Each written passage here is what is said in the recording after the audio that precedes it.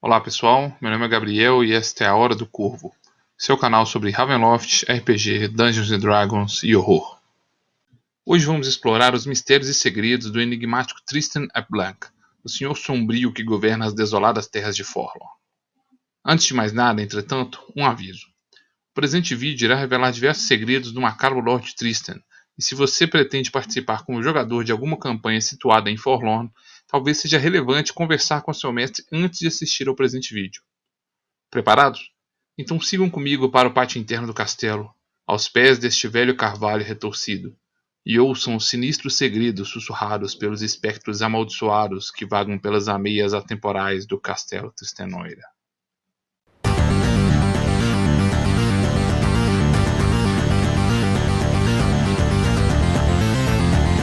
Hour of Raven.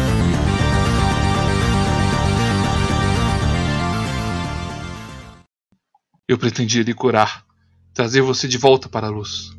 Mas ao invés disso, eu lhe rogarei uma maldição. Com o meu último suspiro, eu imploro aos deuses que te façam eternamente prisioneiro deste bosque, que você contaminou com sua maldade. Deixe a morte queimar em suas veias a cada pôr do sol, e que a paz jamais venha para você. Tristan Blanc é o Lorde Sombrio que governa o domínio de Forlorn. Seu passado trágico se estende por muitos séculos, e seus crimes horrendos condenaram a todos do antigo baronato de Forfar a um destino terrível. Tristan é uma criatura amaldiçoada, que existe em duas formas distintas. Durante o período do dia, ele tem um corpo humano e mortal, mas em suas veias corre a herança vampírica de seu pai. Ele é um vampir, um humano contaminado pelo sangue vampírico, e que, apesar de um corpo mortal, alimenta-se de sangue humano. À noite, entretanto, quando o sol se põe, o corpo de Tristan queima por dentro, até que sua vida seja ceifada em dor e sofrimento.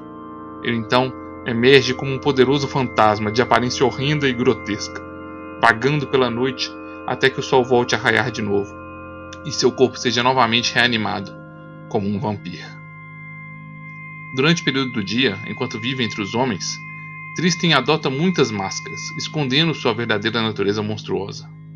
Ele já foi um carismático bardo sob a alcunha simples de Lord Blanc, e também um tirano guerreiro com o nome de Mark Blanc. Apesar de se portar como um nobre e educado, carismático e sedutor, Tristan é na verdade manipulador e cruel, e revela uma alma monstruosa e tirana para aqueles que enxergam através de suas máscaras. Independentemente de suas máscaras sociais, ele sempre se apresenta com roupas típicas do antigo baronato de Forfar, usando o kilt e o sporran, que contém as cores e insígnias de seu clã. Como Lorde Sombrio de Forlorn, ele é capaz de fechar as fronteiras de seu domínio, se assim desejar. E qualquer um que tente ultrapassar as fronteiras será imediatamente paralisado, sendo incapaz de dar um passo para se afastar de Forlorn. Como um vampiro, Tristan precisa se alimentar de sangue, mas assim o faz apenas uma vez a cada 4 dias. Suas presas apenas crescem no momento de se alimentar, ou quando está enfurecido. Sobre os demais aspectos, ele não se distingue de um outro homem, podendo se alimentar normalmente e até mesmo se expor à luz do sol, ainda que tal luminosidade lhe cause um ligeiro desconforto. Durante o dia, como um vampiro, Tristan pode usar sua herança vampírica para controlar lobos, ou até mesmo para se transformar em um lobo gigantesco. Em qualquer momento, ele ainda é capaz de controlar mentalmente os goblins de seu domínio, bem como as alcateias de lobos, ou até mesmo erguer lobos mortos como bestas zumbis a seu serviço. À noite, o corpo físico de Tristan sofre uma horrenda transformação, enquanto ele parece queimar de dentro para fora. Ele assume a horrenda figura de um fantasma com o corpo marcado por horríveis queimaduras. Sua forma espectral o permite atravessar paredes, bem como realizar uma miríade de efeitos sobrenaturais, inclusive causar o envelhecimento abrupto de suas vítimas com um mero toque. Desta forma, ele somente poderá ser acertado por armas mágicas poderosas, e é praticamente indestrutível, uma vez que pode regenerar seu corpo espectral com grande facilidade. Destruir Tristan é quase impossível, mas ele possui algumas fraquezas. Em qualquer forma, ele sofrerá bastante com o contato com a água benta, e tem uma aversão aos chifres e galhas de um cervo. Se ele for destruído em combate, tal circunstância apenas lhe irá trazer um contratempo, pois assim que o sol nascer ou se pôr, ele ressurgirá novamente com a forma corporal imposta pela sua maldição, seja como um vampiro ou como um fantasma. Apesar desses inúmeros poderes e seu domínio sobre Forlorn, Tristan é um prisioneiro dentro de seu próprio reino. Eis que sua maldição não permite que ele se afaste mais de 100 metros do velho carvalho, que fica no centro do pátio interno do castelo Tristanoira. Sua essência é ligada ao velho carvalho, e embora a árvore seja praticamente indestrutível, qualquer dano causado à árvore é diretamente transferido para Tristan. Apenas durante um breve espaço de tempo, Tristan fica verdadeiramente vulnerável. Durante 4 dias do ano, durante os solstícios e equinócios, Tristan volta a ser um humano comum, pelo período de 24 horas, e poderá sofrer uma morte definitiva se destruído neste período. Tristan guarda o segredo de sua fraqueza às 7 chaves, e se esconde de forma muito bem protegida no interior do castelo Tristanoira durante esse período. Mas o que levou Tristan a tão única e atormentada condição? Quais são os segredos de seu passado sombrio? Tristan nasceu no ano de 207 do calendário baroviano, filho de Flora ap Blanc e Rivalin ap Tosh. Apesar de seus pais terem se casado há apenas poucos dias, o pai de Tristan, Rivalin, foi enviado para lutar em uma guerra e não retornou do combate. Ferido e moribundo no campo de batalha, Rivalin foi encontrado por um vampiro que drenou totalmente seu sangue. Morto e esquecido, sem um clérigo para cuidar de sua alma ou parentes para cuidar de seu corpo, Rivalin voltou dos mortos como um vampiro e decidiu finalmente voltar para casa. Flora ap Blanc descobriu sua gravidez após a partida de Rivalin e, com o tempo, ouviu rumores de avistamentos de seu marido pela cidade. Ela então passou a abandonar a mansão dos ap Blanc e rondar as vielas e ruas à noite com o objetivo de encontrá-lo. Quando finalmente encontrou seu amor, enlouquecida, Flora continuou a se relacionar com Rivalin, mesmo sendo ele uma criatura morta-viva, protegendo este e deixando que a criatura bebesse de seu sangue, e não obstante estar grávida. A fome de Rivalin não foi integralmente saciada, e logo corpos começaram a aparecer pela cidade de Birnan. Os moradores organizaram um grupo de caça, e eventualmente Rivalin foi encontrado e destruído pelos caçadores. Uma turba enfurecida pretendia matar Flora por ter se envolvido e protegido o vampiro, acusando-a de ser uma bruxa e consorte do mal. Após o nascimento de Tristan, finalmente a população de Birnan perdeu a paciência e decidiu que era a hora de Flora pagar pelos seus pecados. Uma turba invadiu o salão de ap Blanc e ela fugiu para o bosque sagrado dos druidas, onde encontrou Rual. Ela implorou por ajuda à druida, entregando a esta seu filho recém-nascido e implorando que a vida de Tristan fosse salva.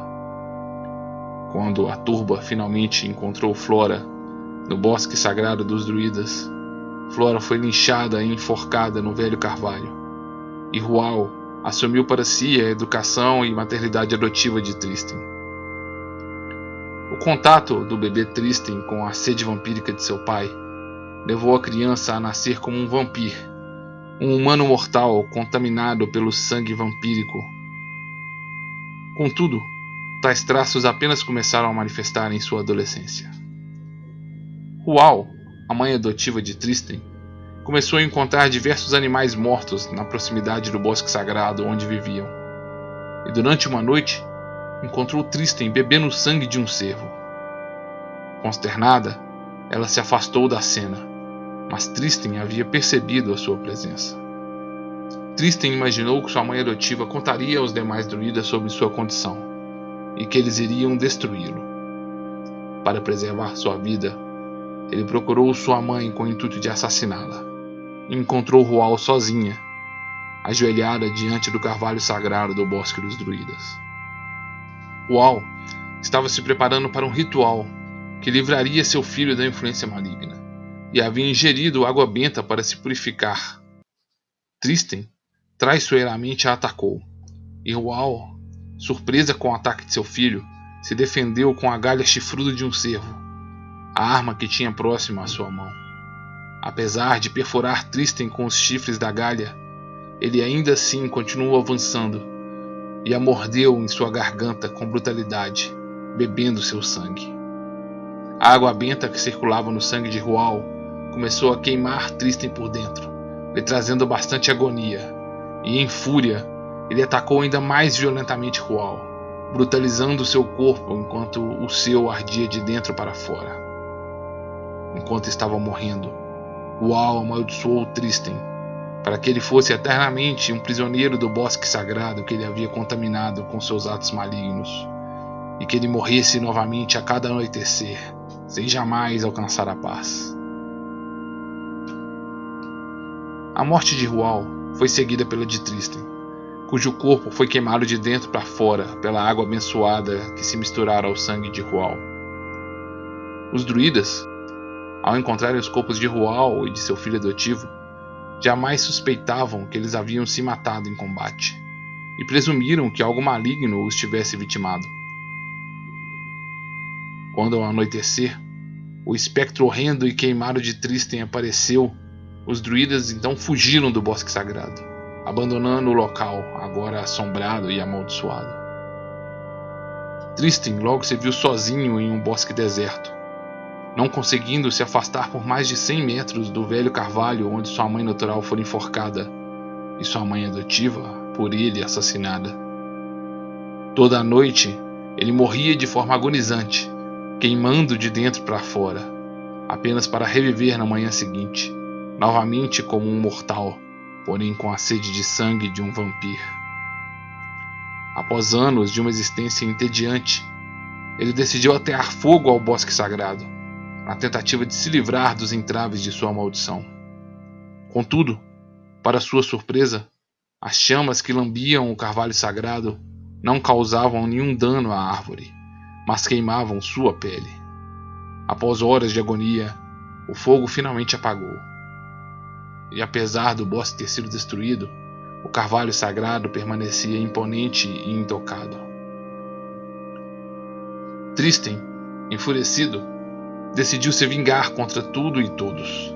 Controlando inúmeros lobos com a herança de seu sangue vampírico, ele passou a flagelar o baronato de Forfar com inúmeros ataques de bestas lupinas. O ódio e a frustração de Tristan não conheciam limites, e ele passou ainda a acumular uma pequena fortuna, adquirida das vítimas que eram arrastadas pelos lobos para as cercanias de seu bosque amaldiçoado. Contudo, com o passar dos anos, até mesmo sua vingança havia se tornado tediosa. Após a morte de seus avós, sem herdeiros, ele bolou um plano para voltar a conviver com a sociedade de Forfar. Se passando por um parente distante, ele fez contato com alguns viajantes que passavam próximo ao velho carvalho, dizendo ser Lord Apblanc, um menestrel, e ter interesse na compra das terras onde estava o bosque. O carismático Tristan se apresentou como um rico e excêntrico menestrel viajante, e um membro distante do clã Blanc. E apesar de sua excentricidade e recusa em deixar o seu acampamento perto do velho carvalho, ele obteve êxito em sua empreitada para adquirir aquelas terras. Ele então contratou dezenas de trabalhadores para erigir uma imponente torre fortificada, a Torre dos Apblanc, usando seus recursos para financiar esta construção. Apesar dos estranhos acidentes que cercaram a obra, ela finalmente foi terminada, e Lord Apblanc contratou serviçais para a torre, onde passou a receber convidados durante o dia. Com uma descendência nobre, bela aparência e grande carisma, as excentricidades de Lord Apblanc, como sua recusa em deixar sua torre e sua reclusão durante o período noturno, foram toleradas pelo povo do Baronato de Forfar, e ele se tornou um objeto de interesse de várias damas na cidade de Birna. O desejo de Lord Apblanc recaiu sobre Isolde Apvey, uma bela dama que estava destinada a se tornar uma clériga de Diancent. Tristan usou todas suas técnicas e estratégias de sedução e propôs a Isolde em casamento, mas ela negou o seu pedido, dizendo que não poderia abandonar sua vocação clerical. Tristan então fez uma jogada arriscada.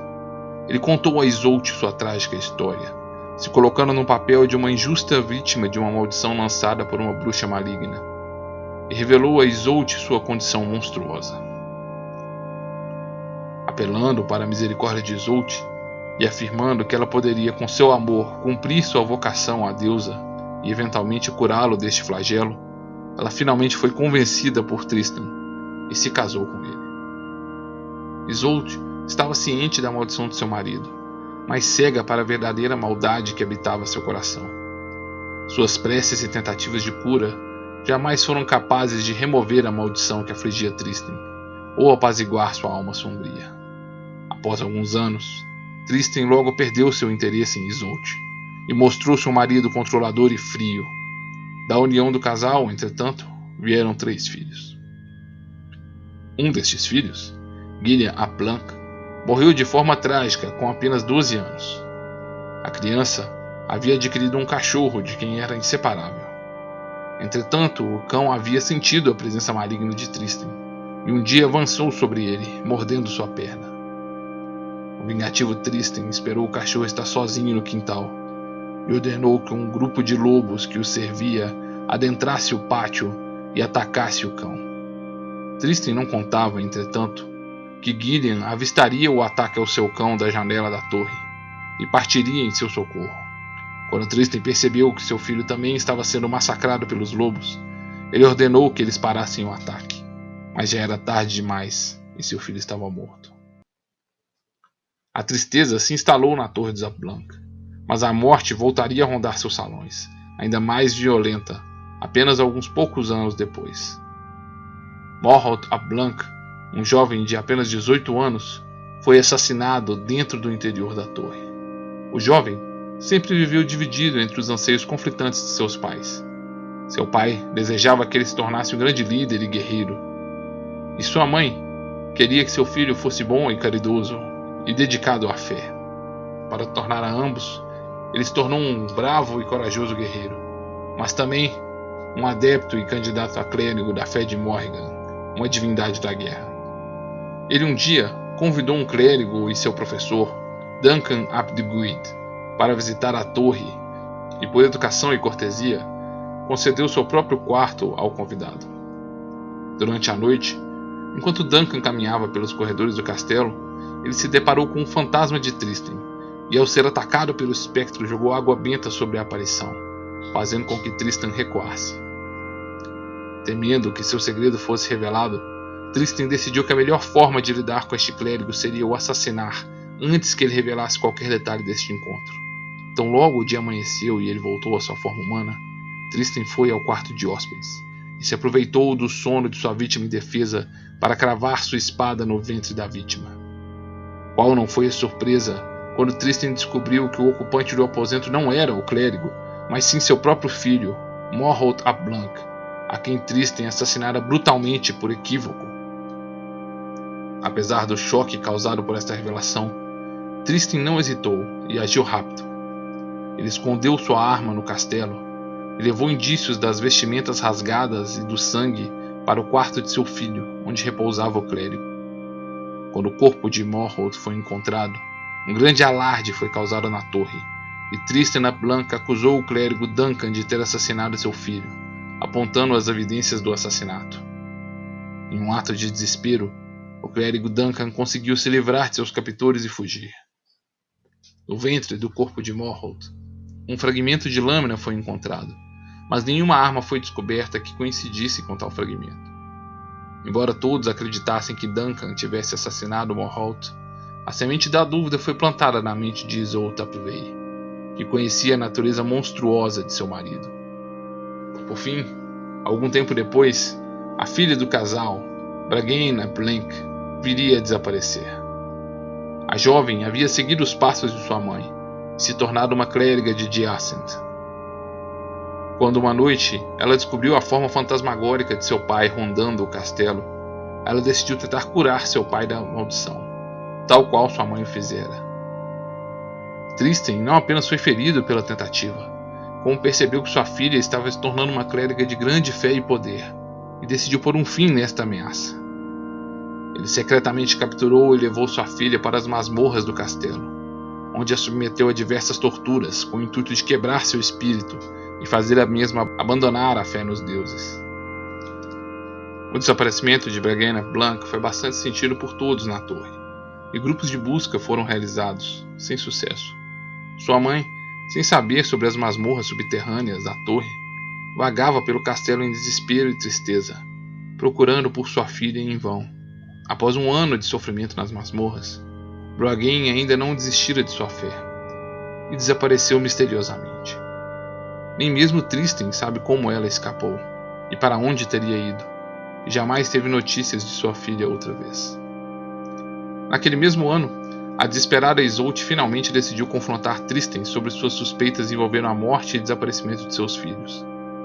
Tristan não tolerou a verdade das acusações de sua esposa e atacou a mesma, drenando seu sangue e jogando seu corpo do topo da torre. Para todos os que lá habitavam, ele revelou que sua esposa teria cometido suicídio. Com toda sua família morta, Lord Tristan permaneceu sozinho em sua torre e percebeu aos poucos a futilidade de tentar viver uma vida normal e esconder sua natureza monstruosa. Alguns criados começaram a sofrer de estranhas fraquezas e doenças, e alguns sofreram acidentes misteriosos. Após o desaparecimento de alguns serviçais, os criados de sua torre logo abandonaram o local, dizendo que ele era assombrado e amaldiçoado. E Lord Tristan viveu ali totalmente sozinho por alguns anos. Após o ano de 463 do calendário baroviano, ninguém mais avistou a figura solitária de Tristan, e os habitantes da região presumiram que Lord Blanc simplesmente abandonara sua torre ou se juntara à sua família através do suicídio. Após quase 50 anos de abandono, a floresta cresceu ao redor da velha torre e ninguém teve mais notícias de Tristan. Ele, contudo, retomou o comando dos lobos e outras forças das trevas que o serviam e começou a angariar novamente recursos para seus planos diabólicos. Em 519 do calendário baroviano, quando todos aqueles que conheceram sua antiga persona de Lord Blanc, o Menestrel, estavam mortos, este plano finalmente foi posto em ação. Luzes foram vistas do alto da torre dos Blanc. Quando os bravos moradores foram investigar, encontraram Tristan na região, que se apresentou com uma nova persona, chamando-se Marc Blanc. Marc afirmava ser o neto de Bragana Blanc, sua filha que havia desaparecido do castelo, e afirmava ter vindo de terras distantes. Apresentando documentos falsos e com sua inquietante semelhança com a pintura de seu antepassado, ele foi reconhecido oficialmente como herdeiro daquelas terras. Usando dos recursos que adquirira ao longo de décadas, ele solicitou ao clã governante dos Apfittle autorização para fazer melhorias na Torre dos Blanc, o que foi concedido. Marc contratou inúmeros trabalhadores, mas também grupos de mercenários e até mesmo criminosos para defender sua fortificação. Quando o clã Apfittle percebeu que os planos de ampliação envolviam também a construção de muralhas e a expansão da torre para um grandioso castelo, eles enviaram um grupo de soldados para impedir a construção, mas eles foram traiçoeiramente atacados e massacrados, e seu sangue adicionado ao material da construção das muralhas.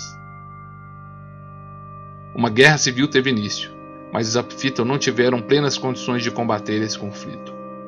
Lobos, vivos ou desmortos, passaram a atacar a população de Birnam e os arredores, e todo tipo de criatura odiosa, aberração e monstruosidade começaram a infestar a região, demandando que os Apfittle desviassem suas forças para proteger suas terras e seus súditos.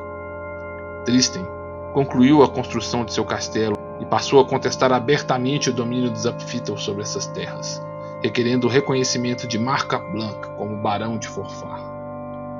Um sangrento conflito seguiu, e após 10 anos de batalha, Tristan finalmente sitiou o Hall dos Apfittle em Birnam. O cruel Tristan encurralou o clã Apfittle em seu interior e ateou fogo ao salão, matando 23 membros da família queimados, entre eles idosos, mulheres e crianças.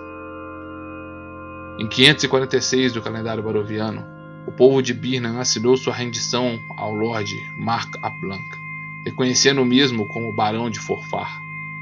Contudo, Tristan continuou sua caçada sangrenta aos Apfito, que apenas se encerrou em 547 do calendário baroviano, quando ele capturou e ordenou a tortura e execução do último membro do clã Apfito, o paladino Andrew.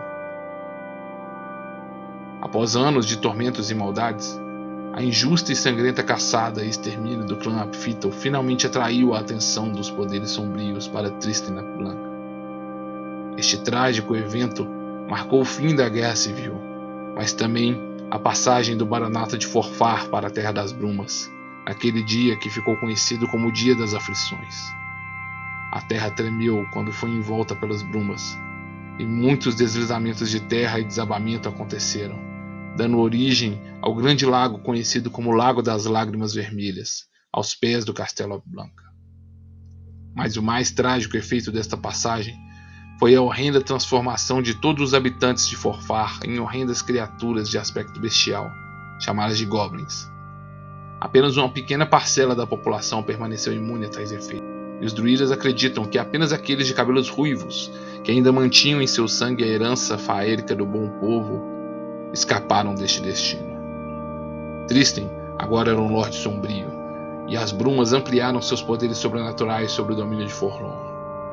Sua conquista era vazia, entretanto, pois sua guerra apenas lhe herdara terras vazias, habitadas por selvagens e grotescos goblins, que lhe serviam como fiéis súditos. Atualmente, Tristan ainda procura um meio de quebrar sua maldição, e deixar de se transformar de forma agonizante em um fantasma a cada anoitecer. Ele também procura se ver livre do confinamento nas proximidades do Velho Carvalho.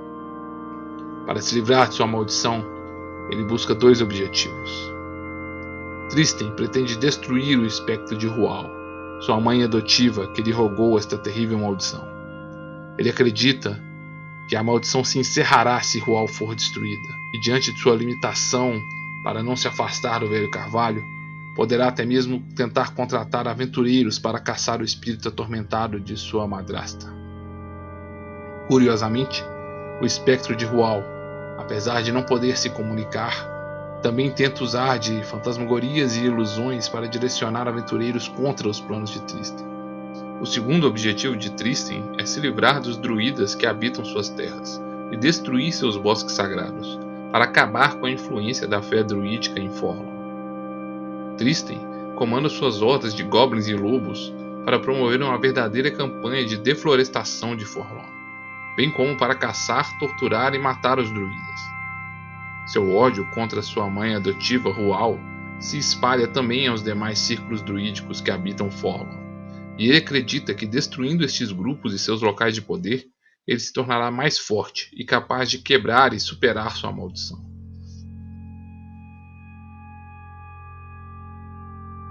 Enquanto exploramos o passado remoto de Tristan, o sol se põe em Forlorn.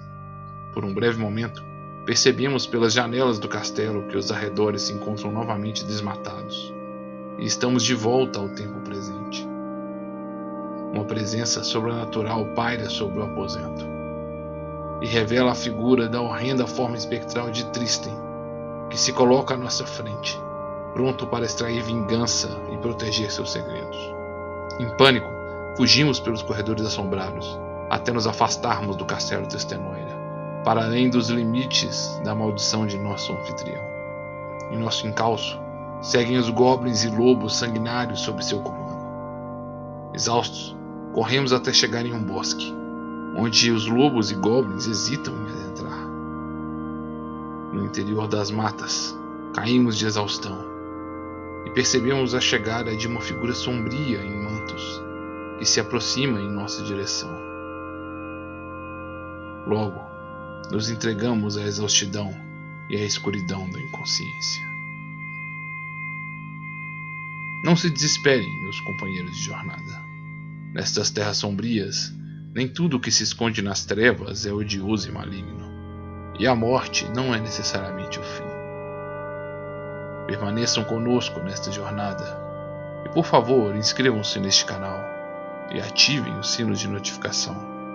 Em breve, vamos desvendar a identidade desta misteriosa figura sobre mantos, bem como o que o destino nos reserva.